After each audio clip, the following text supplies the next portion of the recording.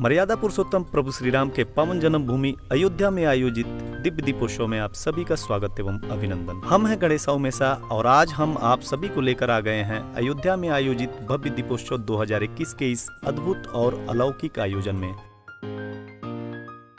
जहां 100, 200 या 300 नहीं बल्कि 12 लाख दियों के साथ बनाया गया एक नया विश्व रिकॉर्ड। जी हां, इन 12 लाख दियों में से 9 लाख दिए तो केवल राम की पैड़ी पर जलाए गए, जबकि बाकी के 3 लाख दिए अयोध्या के अन्य मंदिरों, मठों और घाटों पर जलाए गए।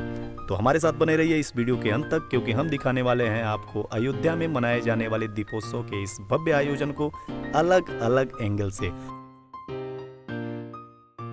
और अब तक अगर आपने हमारे चैनल गणेश उमेशा को सब्सक्राइब नहीं किया है तो प्लीज चैनल को सब्सक्राइब कर लीजिए और हाँ, साथ में बगल वाले घंटे के आइकन को दबाना मत भूलिएगा। दीपोत्सव में शामिल होने के लिए हमारे इस मंगल यात्रा की शुरुआत महायोगी गुरु गोरखनाथ की पावन धरती गोरखपुर से हुई।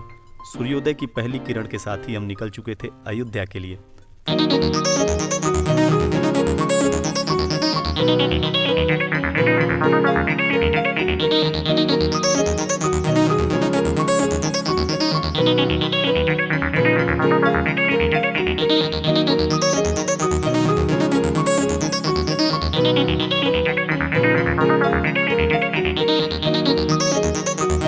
फाइनली एक लॉन्ग ड्राइव के बाद हम पहुंच गए थे प्राचीन अवध की राजधानी श्री अयोध्या में।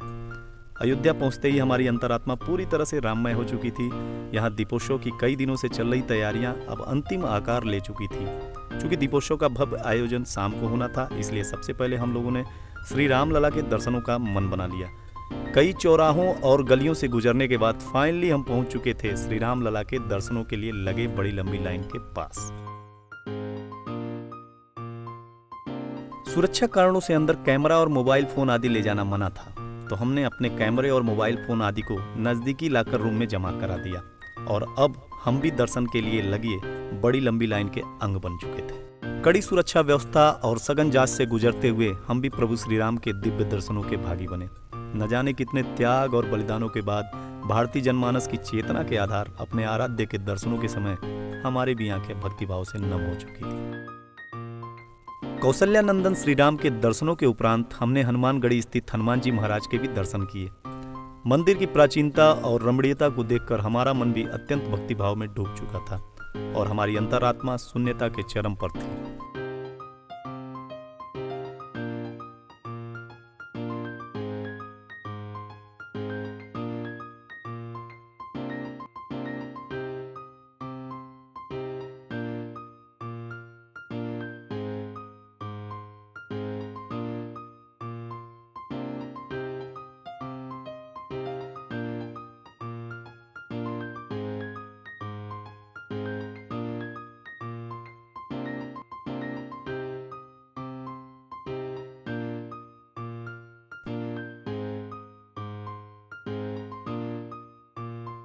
बजरंगबली के दर्शनों के उपरांत अब समय हो चुका था वापस राम की पैड़ी पर आने का, जहां अयोध्या पूरी तरह से सज धज के तैयार हो चुकी थी और जहां बनना था 12 लाख दियों के साथ एक नया वर्ल्ड रिकॉर्ड।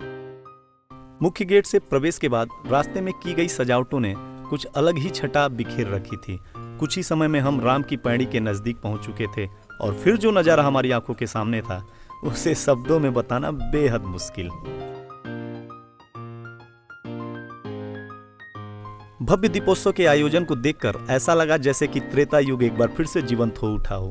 जी बिल्कुल, कुछ ऐसा ही नजारा उस समय भी रहा होगा जब भगवान श्री राम लंका से विजय के पश्चात वापस अयोध्या नगरी आए होंगे।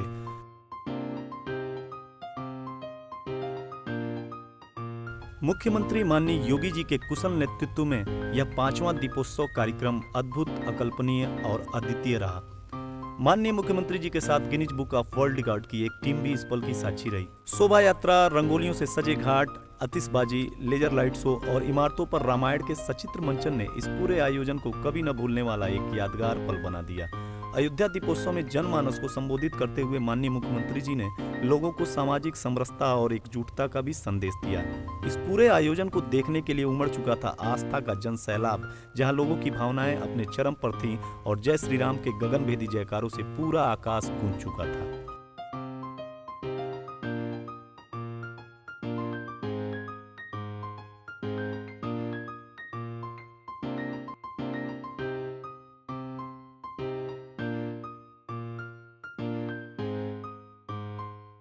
हम लोगों ने भी इस पूरे दीपोत्सव को कैमरे की मदद से अलग अलग जगहों से लेने की कोशिश की, ताकि इस भव्य और अविस्मृत आयोजन का कोई भी पल हमसे और आप सभी से छूट न जाए। तो देर किस बात की है, चलिए देखते हैं एक झलक इस पूरे भव्य आयोजन की।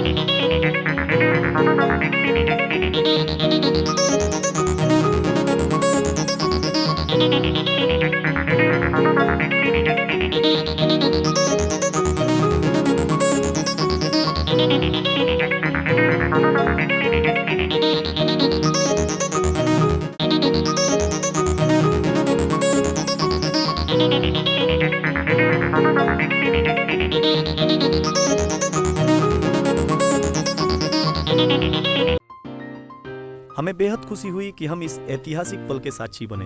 निश्चित रूप से यह दीपोत्सव हमारे जीवन में कभी न भूलने वाला एक यादगार लम्हा बन गया। वापस घर लौटते समय सरयू जी के घाट पर अभी हम दोनों पहुंचे ही थे कि दूर किसी घाट पर बजते हुए भजन संगीत ने दोबारा से हमारे मन को राममय कर दिया। जी हाँ, और वो भजन था हम कथा सुनाते राम सकल गुणधाम की, ये रामायण है पुण्य कथा श्री राम की। जय श्री राम।